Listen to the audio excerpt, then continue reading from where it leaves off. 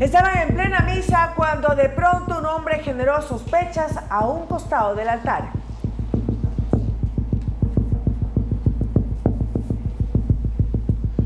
Tomó algo en sus manos. Era una cartera.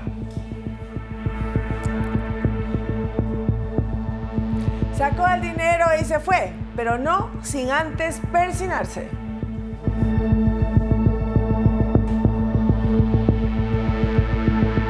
Veamos esta acción completa nuevamente.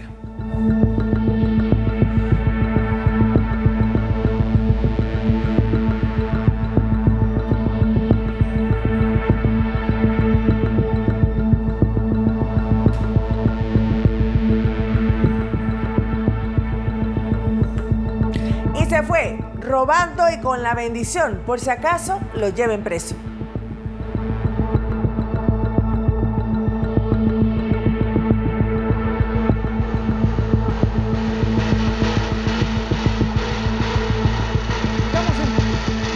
Sangolquí del cantón Rumiñahui para conocer mayores detalles de lo sucedido y la opinión de la gente de los feligreses.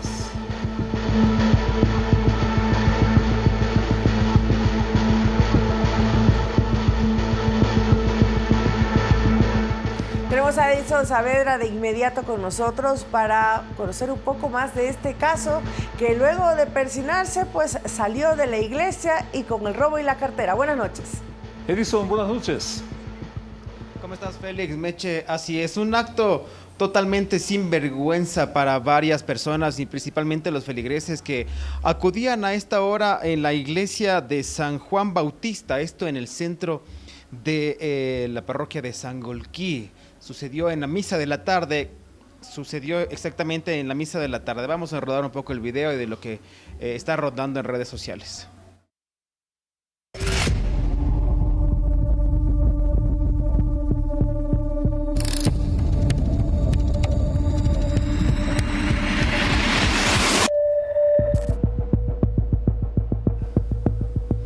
Así es, entonces recalcamos esta información que sucedió el día de ayer, 16 de abril, en la misa de la tarde. Justamente las cámaras de seguridad de la iglesia San Juan Bautista, que queda en el centro de Sangolquí, lograron captar un hecho bastante reprochado, primero por la comunidad católica y segundo pues por toda la ciudadanía.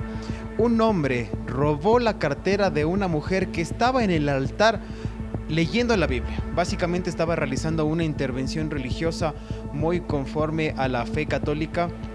Cuando este hombre aprovechó que primero estaba a un costado del altar, se metió entre las barandas y tomó el bolso de esta mujer en un acto, pues, primero reprochable, puesto que está dentro de una iglesia. Seguidamente, pues, el hombre saca el bolso, se lo guarda en su ropa y sale. Acudimos al lugar para hacer pues una recreación también y de cómo fueron los hechos y vemos ya en sus pantallas esta doble pantalla, ¿no? Primero lo que pudimos grabar en horas de la tarde de este viernes y también el video que fue captado por las cámaras de seguridad de la iglesia. Una de las cosas más impresionantes y que pues ha levantado el rechazo de toda la ciudadanía es que el hombre, después de robarse el bolso de la mujer que estaba leyendo la Biblia en el altar, se guarda en su ropa y se persigna, así como ustedes lo escuchan, amigos televidentes. Este ladrón sin vergüenza, sin total sangre en la cara, como dirían popularmente, se persigna. Sí, vamos a continuación a escuchar varias versiones de los moradores y de los testigos de este hecho. A mí mal, ¿no? Porque verdaderamente aquí sería, digamos, que hay un respeto a la iglesia, digamos. Respetemos, o sea, ¿no? en todo lugar, ¿no? La cuestión es que la gente también tiene que tener seguridad, no dejar las cosas a un lado.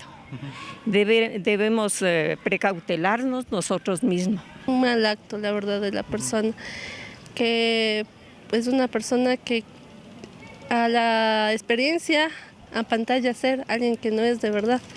Ante los ojos de la sociedad vivimos apantallados, pero internamente nadie sabe quiénes somos en verdad.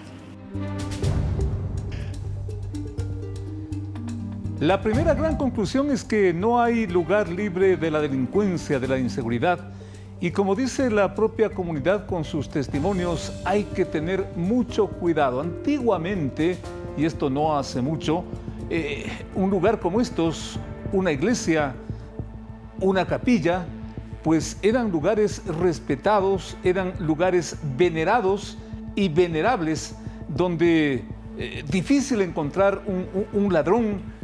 Pero miren ustedes, ahora esto es pan de todos los días y la necesidad de que la ciudadanía, la comunidad, tome las precauciones en cualquier sitio, en cualquier lugar. Yo puedo decir que este es un pillo, pero creyente. Qué lamentable, como tú mencionas, Félix, amigos, que estos lugares puedan ser vulnerados de esta manera, que ahora los feligreses no pueden estar tranquilos asistiendo a su iglesia, a su capilla y tener esta conexión con Dios. Realmente hay que buscar una cámara, que las autoridades también se hagan presentes en estos lugares, porque ya vemos que nadie está libre de poder sufrir un robo y que se puedan identificar a estas personas, como han sido en estos días de las gasolineras. De repente ahora hay una banda que roba las iglesias. Efectivamente, el tema de la gasolinera, como que estamos conectados mentalmente, es otra escena alucinante, y de la iglesia completo.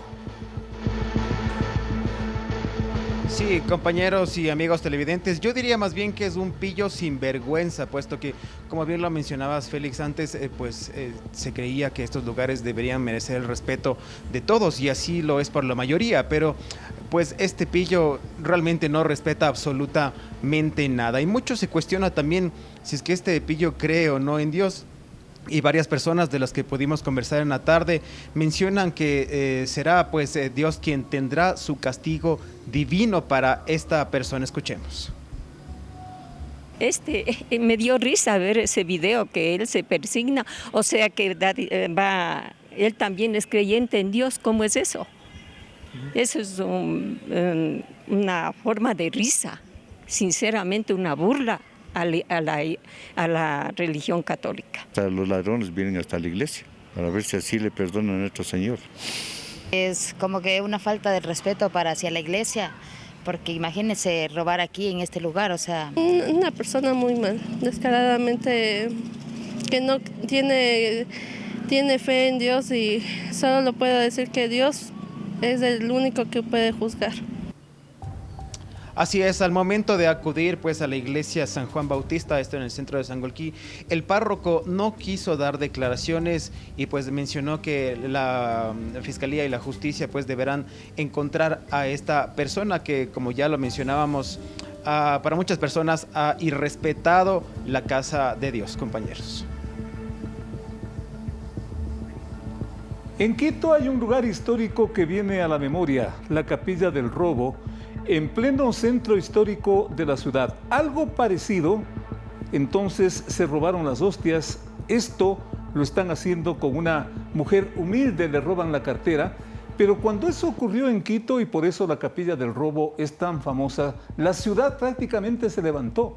¿Y qué pasó? Linchó a los maleantes, a los ladrones, y desde entonces es la Capilla del Robo en pleno centro histórico. Hoy simplemente el silencio, y el señor cura no quiere ni hablar. Lo que sí es que nunca hay que permitir que la violencia o la justicia por la propia mano se haga presente, pero lo que sí es cierto es que las autoridades tienen que investigar estos casos, porque ahora hay maleantes y pillos por doquier.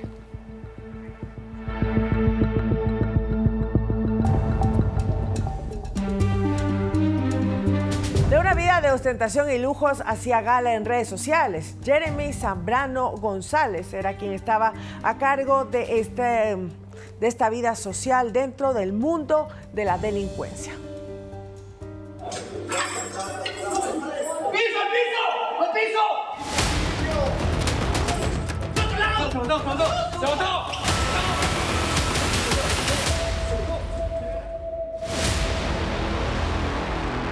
Sonando, Al parecer era usuario frecuente de TikTok. En la red social subía fotos y videos de su ostentosa vida. Cargaba grandes cadenas, pulseras, anillos y relojes. En una de las fotografías deja ver su cercanía con el grupo criminal del que fue líder.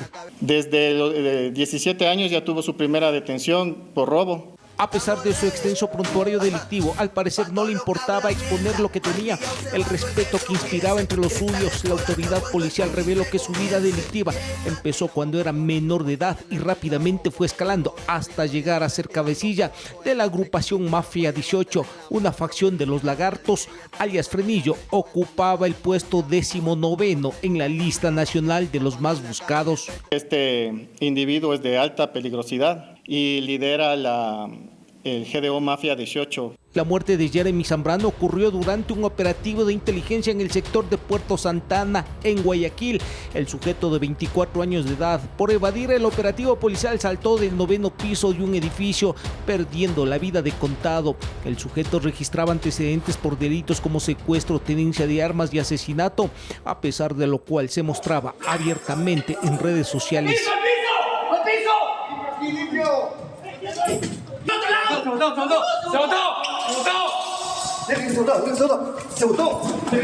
Otro de los protagonistas que se estrenó en la música con un videoclip desde la cárcel fue alias Fito. José Adolfo Macías Villamar fue uno de los líderes de los choneros y tenía poder dentro de la cárcel regional del Guayas. La canción es un corrido mexicano, género musical con el que se han hecho canciones a decenas de narcotraficantes. Buena persona y no es como mal informan, un buen amigo lleno de humildad, es el jefe y patrón, señores. Tras su captura, Fito fue extraditado a Estados Unidos, donde enfrenta a la justicia norteamericana. Iván Casamen, Noticias 7. En sus venas corre sangre buena, corazón de hijo, hermano y papá, por su gente amor de... Una pareja de colombianos admitió un grave asesinato ocurrido en Atuntaqui. Los detalles llaman la atención y merecen la atención del público.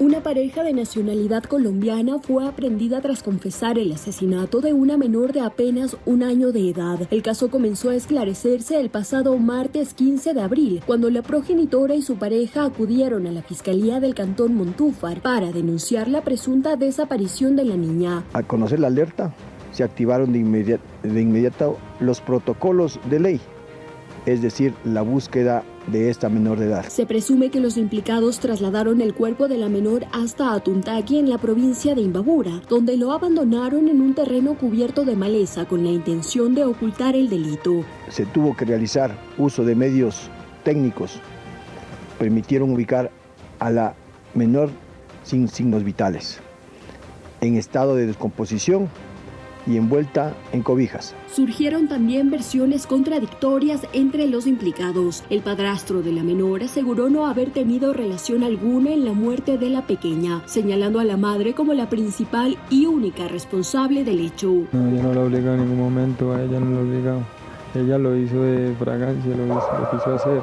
Cuando yo estaba trabajando y cuando yo llegué, pues ella lo hizo y ella la había desaparecido. Me había dicho que la había metido en todo y ya. Luego de la confesión, la Policía Nacional procedió a la inmediata aprehensión de ambos ciudadanos, quienes actualmente enfrentarán cargos por desaparición involuntaria con resultado de muerte. Este proceso judicial será clave para determinar las responsabilidades y establecer las sanciones correspondientes. El señor fiscal ordena la inmediata detención de Ana N. y Jordan A., y podemos indicar que dispuso la prisión preventiva y el inicio de 30 días de instrucción fiscal. Desde Carchi, Aisha Erazo, Noticias 7. Varias nuevas detenciones reporta la Policía Nacional tras el operativo Apolo 18 ejecutado en el sur de la capital. Desde vehículos robados hasta explosivos y droga, suma el resultado de esta acción policial. Las intervenciones se realizaron en sectores de la ecuatoriana Huamaní, Quitumbe, Chillogallo y zonas aledañas del sur de Quito, con el objetivo de fortalecer el control del espacio público y garantizar la seguridad ciudadana. El operativo se desarrolló mediante intervenciones focalizadas en zonas de alta incidencia delictiva, en donde se estarían realizando actividades ilegales, especialmente con la comercialización de sustancias sujetas a fiscalización, lugares donde se acopiaba autopartes. El objetivo: frenar al crimen organizado relacionado con el microtráfico de drogas, robo de vehículos, vacunas, sacapintas y delitos conexos.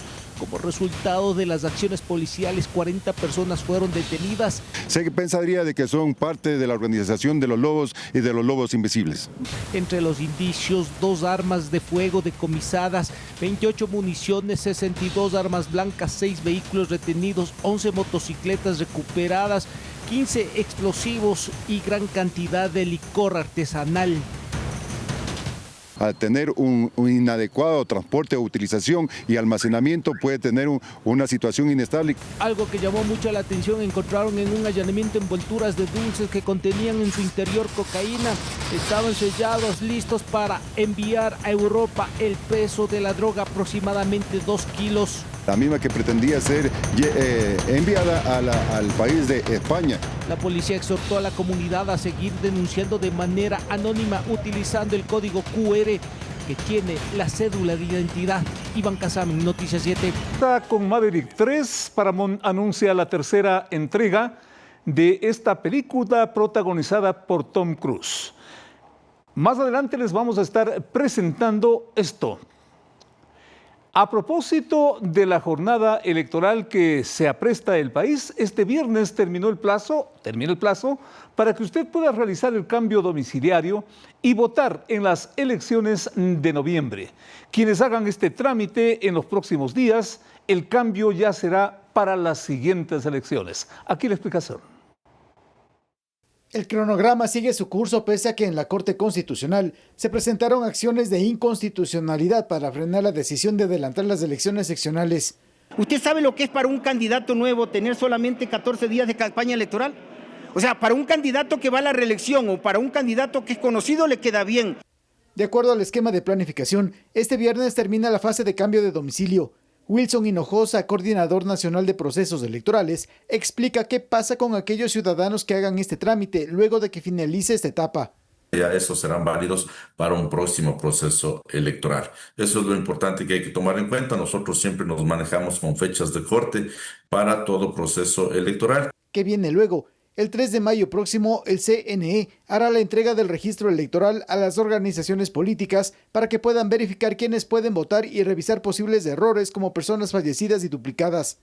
Del 8 de junio al 2 de julio deben realizarse los procesos de democracia interna en cada movimiento político, es decir, las elecciones primarias de cada movimiento para elegir a sus candidatos. El 1 de agosto, el Consejo Nacional Electoral hará la convocatoria a elecciones en cadena de radio y televisión. Ese mismo mes, del 2 al 17, será la etapa de inscripción de candidaturas. El 2 de septiembre se procederá con el sorteo de los miembros de juntas receptoras del voto, quienes serán notificados a partir del 4 de septiembre. Recuerde, los comicios para escoger alcaldes, prefectos, miembros de juntas parroquiales y consejeros del Consejo de Participación Ciudadana y Control Social serán el 29 de noviembre. El voto es obligatorio para ecuatorianos entre los 18 y 65 años y opcional para adolescentes entre 16 y 17 años y personas mayores a los 65 años. Javier Ceballos, Noticias 7. La Corporación Eléctrica del Ecuador, SELEC EP, y la contratista china Sinohydro recibieron el proyecto hidroeléctrico Coca-Codo Sinclair. Lo hicieron firmando documentos y un acta con que formaliza el acuerdo impulsado ante la Corte Internacional de Arbitraje. El traspaso se concretó después de 10 años. SELEC suscribió este viernes con la empresa Sinohydro el acta de recepción definitiva de la central hidroeléctrica Coca-Codo Sinclair, que fue inaugurada en el 2016. Por 10 años, la entrega no se concretó por problemas detectados en varios de sus componentes.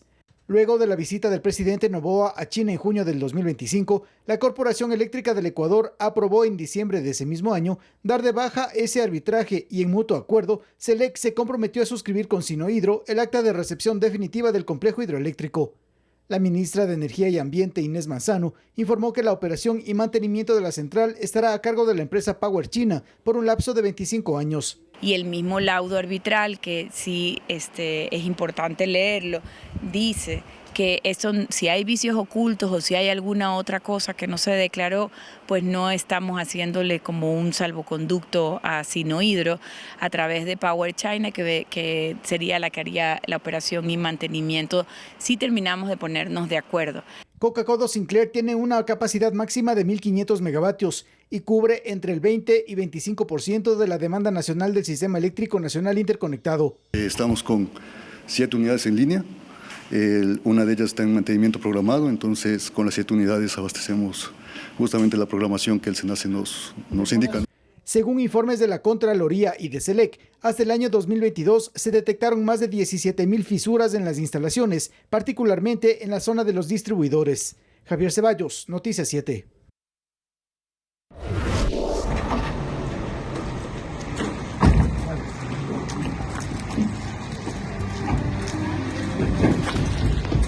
El operativo policial se ejecutó justamente esta madrugada.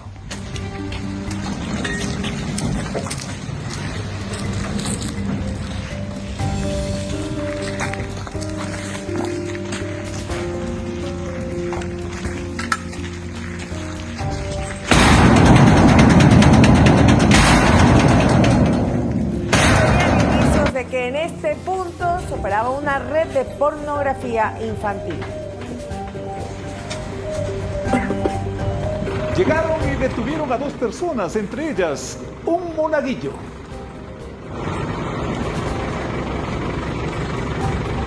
Este es un caso de presunción de pornografía infantil en Ambato.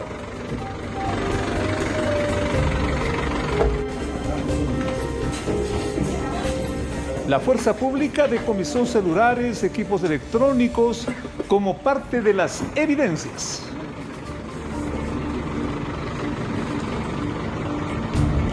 La investigación se ejecutó desde hace varias semanas.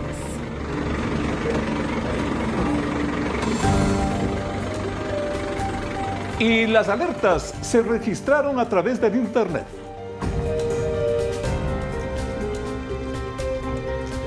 De la unidad de ciberdelitos. Nuestro motivo de estar aquí es por dar cumplimiento a una orden emitida por el doctor Fabián Altamira Dávila, juez de la Unidad Judicial Penal, con sede en el Cantón Ambato, por el presunto delito de pornografía infantil. ¿Sí? Usted tiene derecho a un abogado. Si no tiene un abogado, el defensor público se le puede otorgar de manera gratuita. Tiene derecho a comunicarse con un familiar. Tiene derecho a permanecer en silencio y todo el momento se le va a respetar sus derechos. ¿Sí? Por favor, para que nos acompañe. Al momento usted está siendo detenido por estado de policía. ¿Sí?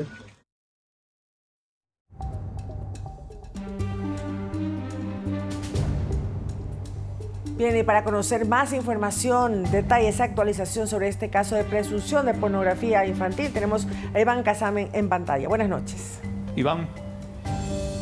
Hola, ¿qué tal? Meche, Félix, amigos televidentes, buenas noches. En efecto, este trabajo estuvo a cargo de la unidad de ciberdelitos, pues con información que llegó desde el extranjero con apoyo de organismos internacionales, se logró en este caso obtener los sitios desde donde aparentemente estaban operando estos pornógrafos infantiles.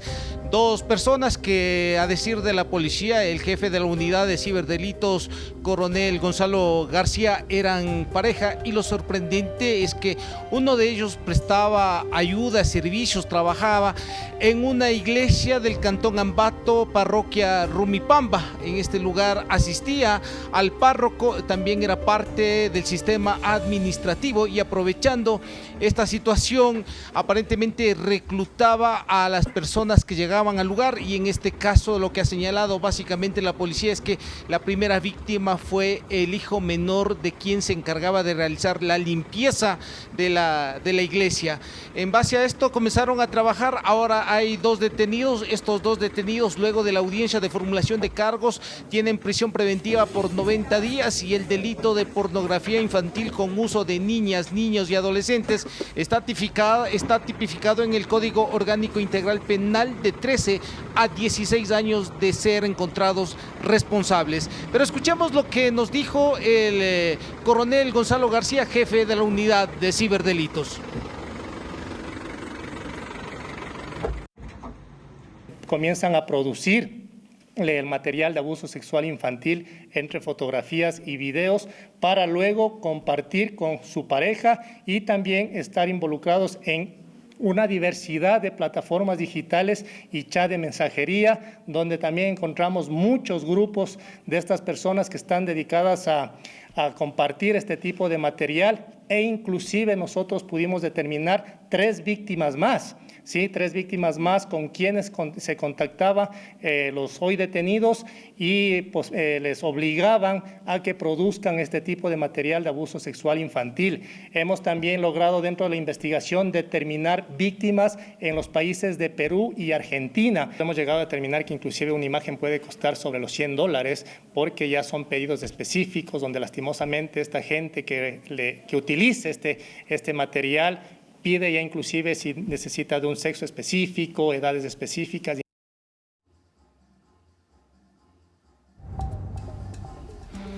En Tungurahua, en el cantón Ambato, se logró el rescate de 5 personas y rápidamente también les damos a conocer que otro operativo similar se ejecutó en Santo Domingo de los Áchilas, donde fue detenido otra persona con algunas evidencias como son laptops, en este caso celulares y discos duros, que también estaría inmiscuido en este delito de pornografía infantil. Con esta información nosotros regresamos con Meche y Félix, que sigan informando al país.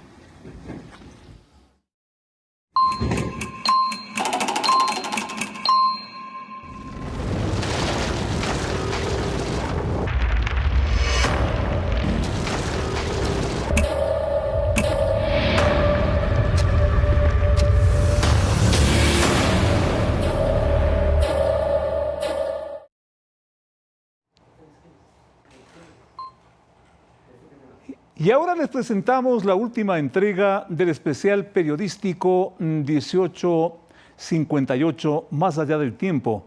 Una recopilación de datos, escenas y testimonios de los sobrevivientes del terremoto del 16 de abril del 2016 en Manabí. Así es, viajamos hasta Pedernales, el pequeño cantón de pescadores que se convirtió en el epicentro de todo. Pues allí explotó el movimiento telúrico de 7,8 grados en la escala de Richter que se esparció por el resto del país.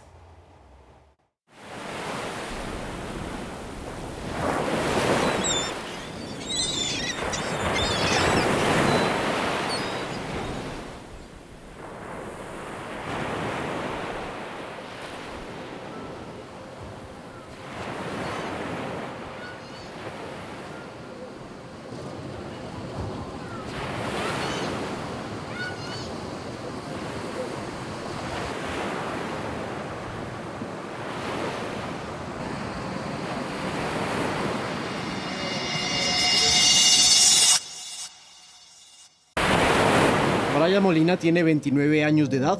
A los 19 perdió a casi toda su familia, incluido su hijo pequeño. 7 Molinas están lastimosamente en el memorial. ¿Familiares directos? Sí, familiares directos son. Sus nombres están enmarcados perpetuamente junto al resto de víctimas del sismo en un muro de grafito en medio de la playa de Pedernales. Es el homenaje a los que el terremoto se llevó por siempre ese 16 de abril del 2016. Y todo comenzó aquí, en la ciudad del epicentro.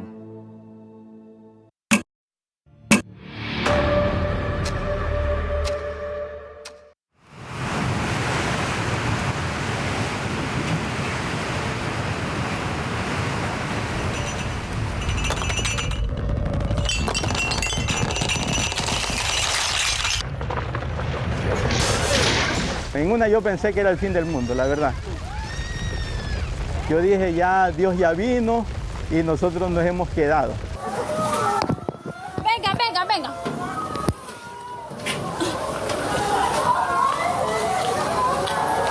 Y vimos como todo se nublaba y nos quedamos ciegos por varios segundos. No veíamos nada. Nosotros nos pusimos de pie ahí y yo les dije, es una película de terror. Una pesadilla total.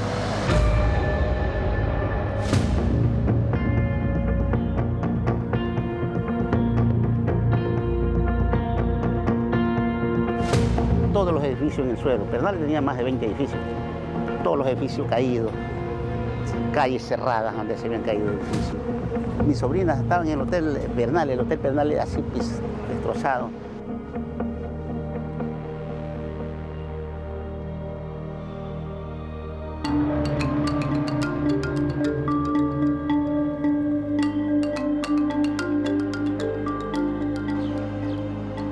Pedernales lleva su nombre por Pedernal, una piedra oriunda de la zona. También sus costas fueron visitadas en 1736 por la misión geodésica que descubrió el paralelo cero en nuestro país y que luego nos daría el nombre del Ecuador.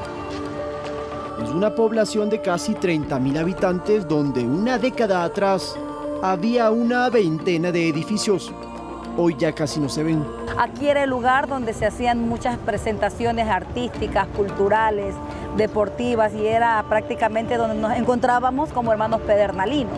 Ese día sábado, recuerdo que no había en sí una programación, pero era como una tradición venir, sentarnos, conversar, encontrarnos, salir al gabinete, salir a comprar algo. Aquí estaba prácticamente toda la plaza hotelera también, porque muchas veces nos tocaba servir de guías turísticos y decirle, bueno, te puedes hospedar en este hotel, en esta pensión. Las construcciones en Pedernales, más que irse de lado, se desmoronaron de fondo, ¿no? Fue una cosa impresionante, porque fue una franja que cruzó y nos sentó a todos.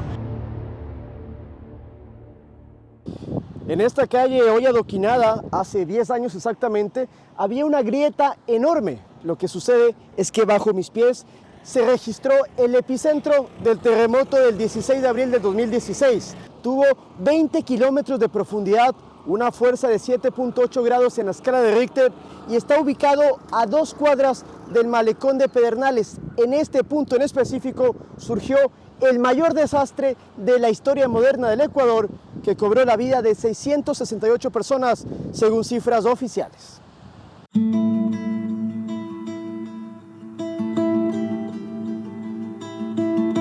En esta playa ubicada a pocos metros del epicentro hay literal un salvavidas.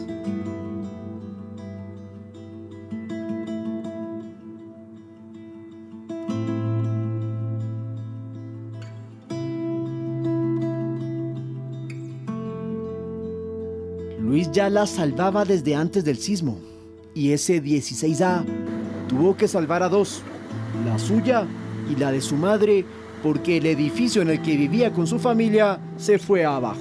Comenzó a temblar.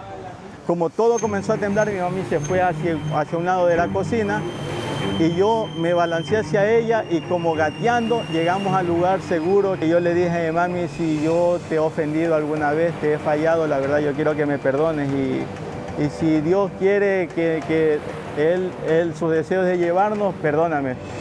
Me vengo y me tiro encima de mi mami. En eso sentí que nos elevamos, como una ola, y se levantó una nube de polvo.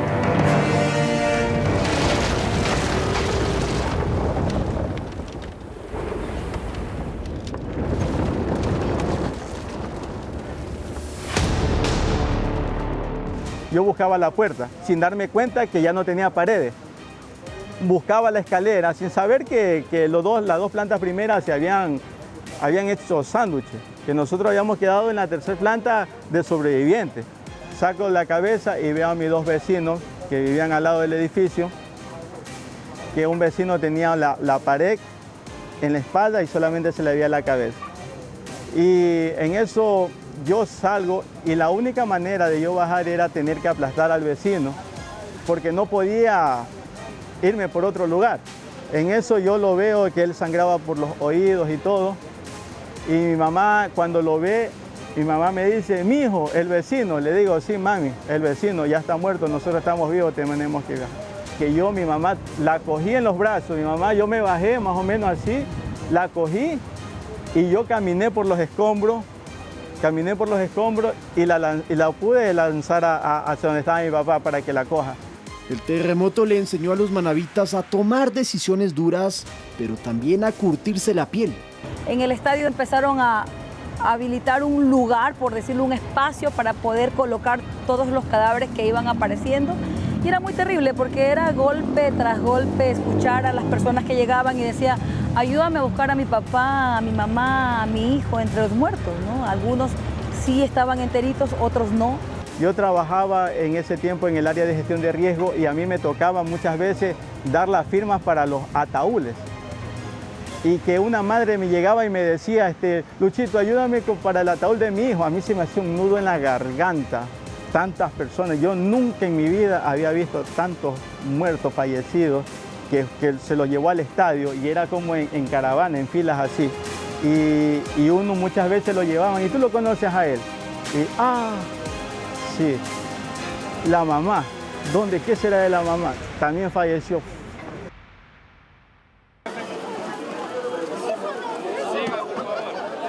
¿Esto también va? Sí, todo eso es adelante. ¿Esto de acá? Adelante, adelante.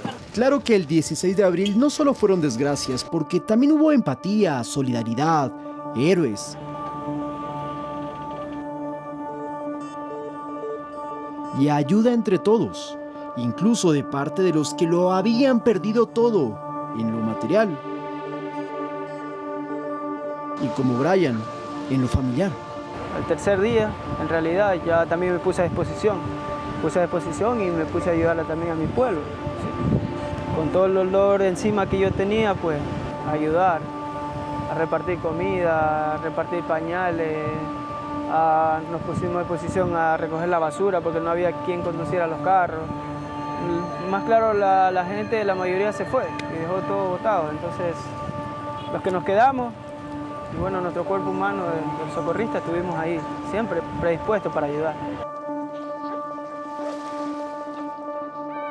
10 años después, Manabí no se ve igual. El Ecuador y el mundo también cambiaron. Pero un episodio tan triste deja lecciones que al inicio costará observar por las heridas abiertas, pero el tiempo siempre las cura.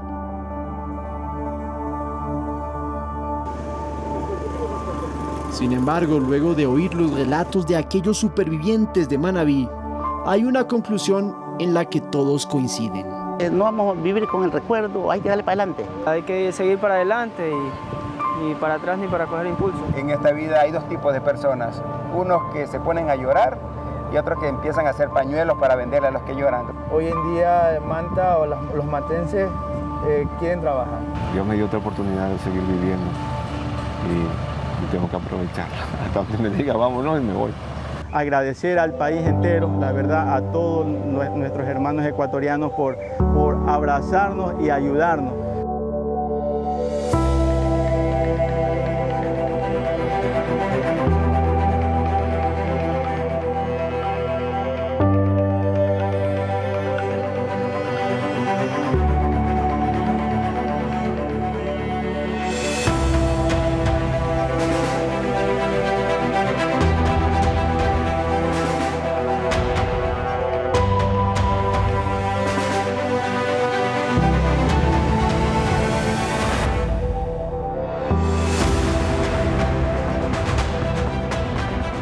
Ese 16 de abril el mundo se nos movió como nunca, pero la vida siempre seguirá.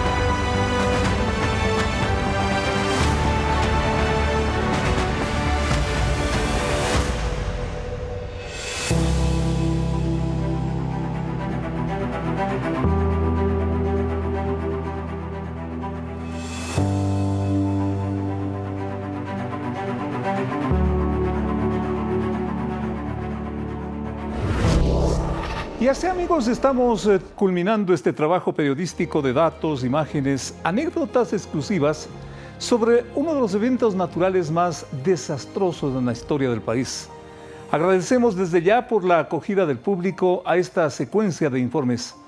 En la cuenta de YouTube de Ecuador TV usted puede encontrar estos trabajos y que los televidentes ya lo están compartiendo, lo cual también agradecemos. Claro que sí, también los invitamos a visitar la página web del Telégrafo, donde encontrarán más crónicas, historias del terremoto en un especial multimedia e interactivo preparado por Ecuador TV, el Telégrafo, que profundiza otros temas del 16A, y también felicitar a todo el equipo involucrado en este gran trabajo periodístico, nuestros compañeros de Noticias 7.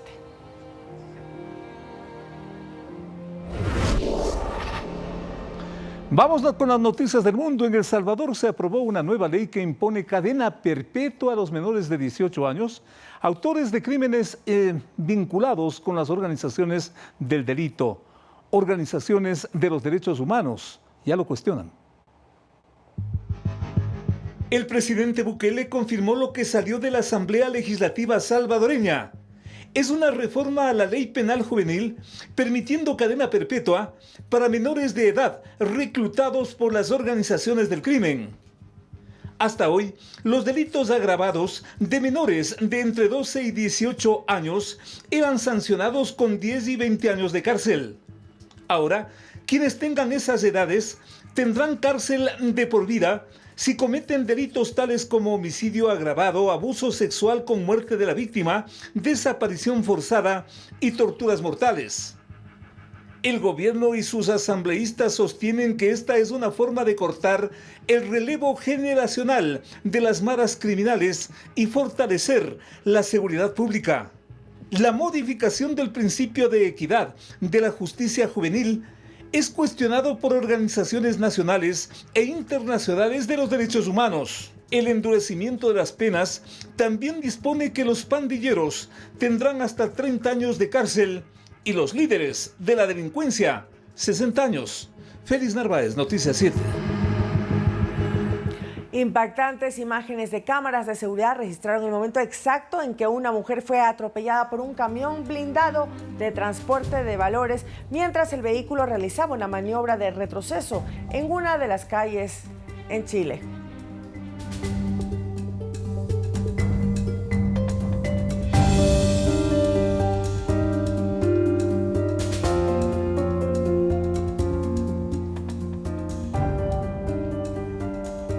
Este incidente, que dejó a 2 personas heridas, activó de inmediato los protocolos de emergencia de las autoridades locales.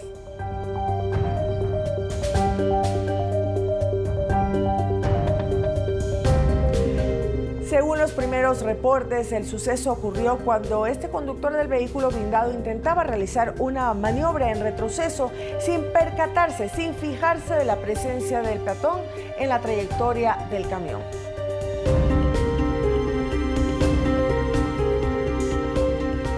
Las imágenes captadas por el sistema de videovigilancia muestran el instante del impacto, que generó alarma entre transeúntes y residentes de la zona.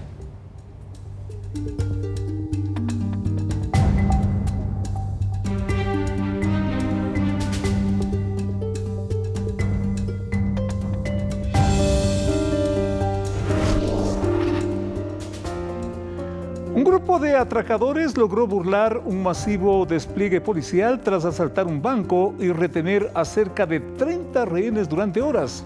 Aunque el operativo concluyó con la liberación de todos los retenidos sanos y salvos, los delincuentes ejecutaron un plan maestro. Mientras los policías rodeaban el edificio, los asaltantes saquearon varias cajas de seguridad y huyeron a través de un túnel de 1 metro de diámetro conectado al sistema de la alcantarilla. Pese al blindaje total de la zona, los autores de este espectacular robo consiguieron desaparecer bajo la tierra y a esta hora permanecen en un paradero desconocido. La policía italiana califica esta operación como una acción minuciosamente planificada.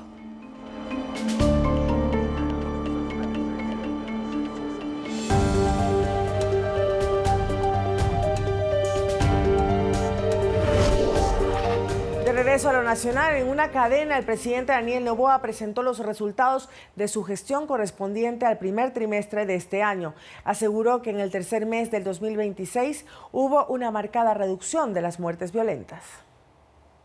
Seguridad, economía y obras fueron los temas abordados por el presidente Noboa en cadena nacional transmitida este 17 de abril. Inició la presentación de los resultados de su gestión durante el primer trimestre de este año con el crecimiento en ventas. En el 2025, de enero a marzo, las ventas fueron de 57.700 millones de dólares. En el mismo periodo de este 2026, fueron de 63.200 millones de dólares. Eso es un crecimiento del 9.4%, que es más actividad, más ingresos, más trabajo para las familias ecuatorianas. El riesgo país hasta el 31 de marzo de 2025 fue de 1.630 puntos. Este 2026 es de 416 puntos. Este trimestre, y lo digo con orgullo, todas las industrias del país han crecido. Incluso el sector agrícola, que se enfrenta a precios internacionales más bajos. En la intervención, el primer mandatario enfatizó que este año es el año de la construcción. De enero a marzo de 2026, la construcción creció un 20% y las inmobiliarias un 17.8%. Porque en este año también lanzamos las tasas más bajas de la historia para adquirir tu primera casa. Las muertes violentas se redujeron. Del primer trimestre de 2025 al primero de 2026 disminuyeron un 14% y en marzo se redujeron un 24%. Ayudado significativamente por la tasa de seguridad, pues las provincias fronterizas también han bajado en violencia, y el estado de excepción y toque de queda que permitió actuar a nuestras fuerzas del orden y capturar cabecillas. El presidente Noboa además mencionó que en las últimas semanas se concretaron acuerdos comerciales con Estados Unidos, Emiratos Árabes y Corea del Sur. Sofía Vintimilla, Noticias 7.